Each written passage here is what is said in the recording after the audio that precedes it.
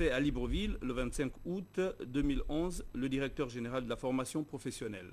Alors, monsieur le directeur général, c'est l'occasion pour nous de vous poser la question sur justement le projet AFOP et son intérêt. Oui, le projet AFOP était un projet très important pour les jeunes Gabonais qui ont un peu raccroché le système éducatif. Donc il a beaucoup d'intérêt parce qu'il va, depuis la première session, il met un peu en exergue ces jeunes qui vont être formés. Dans quel domaine? Dans plusieurs domaines, notamment les métiers du bois, la maçonnerie, les domaines techniques. Et voilà, donc on va leur donner un savoir-faire qui leur permettra après d'être employés quelque part. Et la formation dure combien d'années? C'est pas une affaire d'année. Bon, elle a commencé, c'est des formations courtes et qualifiantes. Ça a commencé avec la première session, 4 mois. C'est en fait une formation en alternance. Vous avez déjà déversé combien de Gabonais sur le marché du travail? Sur le marché du travail, la première session, pour le moment, on est en train d'essayer de les insérer avec la direction générale de l'insertion, avec des entreprises, n'est-ce pas, qui ont bien voulu les recevoir en stage. Et d'ici là, la première cuvée va être complètement absorbée par nos opérateurs économiques. Enfin, c'est une initiative du gouvernement. Oui, c'est une initiative du gouvernement, bien sûr. C'est aussi un apport de l'Union européenne, il faut le signaler, parce que ce projet, il est financé par l'Union européenne, qui sont nos partenaires. Monsieur le directeur général, ça a été un plaisir, n'est-ce pas, que de vous recevoir sur ce plateau de la télévision gabonaise. Vous allez rester avec nous pour suivre cette descente à la télévision Les Bamba du président du Conseil national de la communication, M. Jean Ovono Essono, qui a mis d'ailleurs à profit sa randonnée dans la localité pour s'imprégner du fonctionnement de cette structure privée. Le reportage de Jean-Rodrigue Bingoundou, Loa TV. Parmi les centres d'intérêt du président du Conseil national de la communication, CNC, en visite dans la capitale départementale à Lutiwano, et cela va de soi, le complexe audiovisuel communautaire de Lebamba. À l'occasion, une visite guidée du propriétaire lui a permis de visiter tour à tour les installations de la radio Malbé FM et celle de Loa TV, afin de s'imprégner du fonctionnement de cette outil de radio-télédiffusion unique dans son genre dans la région, juste avant son intervention comme invité à la principale édition du journal Parler de midi. Je suis très satisfait de cette visite.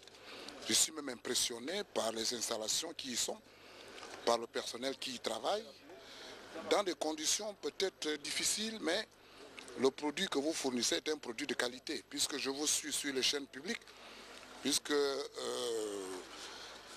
vos éléments sont diffusés par la première et la deuxième chaîne publique, et les Gabonais apprécient. Donc tout ce qui se passe ici à Lebamba est connu du peuple gabonais. Au menu de discussion entre les responsables de cette entreprise et leur hôte qu'accompagnaient plusieurs membres de son cabinet, l'on notera des questions d'harmonisation de la grille des programmes avec l'actualité nationale et internationale qui devra coller aux réalités locales, tout comme celles liées à la formation du personnel. J'ai beaucoup insisté également sur le problème de formation que nous essaierons, nous, au niveau du CNC, d'aider les entreprises de communication privées à la formation de leur personnel pour améliorer évidemment les capacités. Et je crois que c'est très très important et j'encourage le promoteur de cette initiative, de cette entreprise, parce que je sais que la télévision ça coûte cher. Et quand quelqu'un met les moyens pour essayer de faire revivre notre culture, je crois que c'est quand même important. Et nous, CNC, nous sommes là pour essayer d'apporter quelque chose à ces entreprises et qui se débrouillent tant bien que mal. Nous ne pouvons pas le faire directement parce que le CNC n'a pas les moyens de le faire. Mais le CNC peut, par l'intermédiaire de ses partenaires, aider les entreprises de presse privée. Cette rencontre, qui s'inscrit dans le cadre d'une série de visites des organes de presse situés sous sa juridiction administrative, a permis au président du CNC de dévoiler les perspectives gouvernementales en matière de communication publique et privée dans notre pays, à savoir l'organisation des séminaires dans le cadre du renforcement des capacités opérationnelles des communicateurs, en marge des efforts consentis par cette instance de régulation dans la recherche des différents partenariats au bénéfice des investisseurs privés notamment. Nous restons dans la localité et pour ajouter que la destination Les Bamba est partant la Loichi Wano et qui n'a cessé d'attirer de nombreux visiteurs et bien des touristes canadiens avides de découvertes viennent justement de séjourner dans cette partie de la province de la Ngounie. Loa TV. Visiter le complexe audiovisuel communautaire de Les Bamba. Ces touristes canadiens en excursion dans le département de la Loichi-Wano ont profité de leur passage dans la localité pour découvrir ces médias qui font la fierté de la région. Mode de fonctionnement de l'OA Télévision et de la radio Mali BFM, ils se sont imprégnés des réalités. Lors de cette visite, comme à l'arrivée dans la ville, les touristes étaient accompagnés d'un fils originaire de la localité, le général Flavien Zenginzundu, par ailleurs ministre de la Santé. C'est donc une excursion qui a tenu toutes ses promesses en jugé par l'engouement qui a prévalu. On est très surpris de trouver des installations de ce type et vraiment bravo à cette initiative. On a d'autant plus d'intérêt de regarder votre émission. Vous avez une très belle région. Je pense qu'on va revenir avec le club des motards pour animer un peu la ville de Les Bamba. Des touristes canadiens à la découverte du sud du Gabon, Libreville Mayumba dans la Nyanga, ensuite Les Bamba dans l'Angounie Sud. Des distances parcourues pour certaines en moto, à l'exemple de Mayumba, Les Bamba, plus de 200 km de route. Soulignons qu'à leur arrivée, ces touristes ont été accueillis par des jeunes cyclistes encore en formation pour la future équipe. Précisons que ces touristes ont également visité la capitale départementale de la Boumiloueti, très certainement attirés par la célèbre pierre de Mbigou.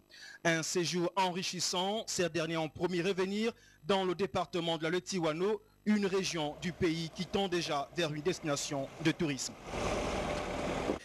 Pour la suite de cette session, ce communiqué de presse du ministère de l'Intérieur, le ministre de l'Intérieur, de la Sécurité publique, de l'immigration et de la décentralisation, qui rappelle aux électeurs que la révision de la liste électorale entamée le jeudi 21 juillet 2011 dernier et qui concerne l'ensemble des citoyens en âge de voter s'achèvera le samedi 3 septembre prochain. Il est donc demandé à ceux qui ne se sont pas encore fait inscrire ou à ceux qui, à ce jour, n'ont pas procédé à la vérification de leur nom de se hâter à le faire car la deuxième révision d'une durée de 5 jours conformément à l'article 44 nouveau de l'ordonnance du 11 août 2011 et qui interviendra à quelques semaines de la tenue du scrutin ne sera pas ouverte à l'ensemble des citoyens. Ne seront concernés par cette seconde révision prévue à l'article 44 su indiquer que les 4 catégories de citoyens ci-après les personnes dont l'inscription ou la radiation aura été ordonnée par la juridiction compétente ou celles auxquelles les juridictions auront interdit le droit de vote ou d'élection, les agents des secteurs publics ou parapublics, ainsi que les employés des entreprises privées ayant fait l'objet d'une mutation ou d'une mise à la retraite sur présentation de leur ordre de mutation ou du document attestant leur mise à la retraite sur production d'un certificat de radiation de la liste électorale de leur précédente résidence, les personnes ayant atteint 18 ans après la clôture de la période de révision en cours et prévue à l'article 37 sur présentation d'une pièce d'identité. Enfin, toute personne régulièrement inscrite dont le nom ne se trouve pas en définitive sur la liste électorale ou d'une section électorale ou de son centre de vote sous réserve de la présentation de son certificat d'inscription. La loi, précise le communiqué, ne prévoit aucune dérogation. Les femmes du canton Bangando-Ngouni dans la Boumiloueti, désormais embarquées dans le train de l'émergence, des femmes bientôt réunies en groupe socio-culturel afin de soutenir la politique de l'émergence du président Ali Bongo Ondimba. C'est une initiative des élus locaux, Marie Missoulukagne et Maxime Moudjimbi. Reportage Loa TV. Anniversaire de l'accession de notre pays à la souveraineté nationale et internationale, cette ambiance carnavalesque le long des artères du sous-district de Nzenzele en soutien à l'action politique de Marie Missoulukagne, députée PDG du 3e siège de la Boumiloueti, devra in fine jeter les bases d'un séjour voulu honorable du chef de l'État Ali Bongo Ondimba dans la province Langounier. Je pense que le district de Nzenzele devrait commencer à accueillir le président par la chanson, par la musique, parce que nous ne pouvons pas rester à marge, rester dans le silence. Il fallait donc créer une situation qui fait en sorte que les femmes se regroupent. S'appuyant sur l'action prônée par la première dame du Gabon, Sylvia Bongo Ondimba, à travers son engagement à s'investir dans le droit et la promotion de la femme, et dont la journée de la veuve et de l'orphelin, célébrée désormais tous les 23 juin de chaque année, en est une parfaite illustration. Le député Maremi Soulkane a profité de cette période d'intercession parlementaire pour rencontrer les populations de sa circonscription électorale afin de leur faire le compte-rendu des activités menées au sein du Parlement.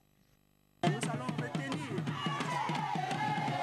cette journée internationale des veuves qui a été chaque 23 juin chaque année.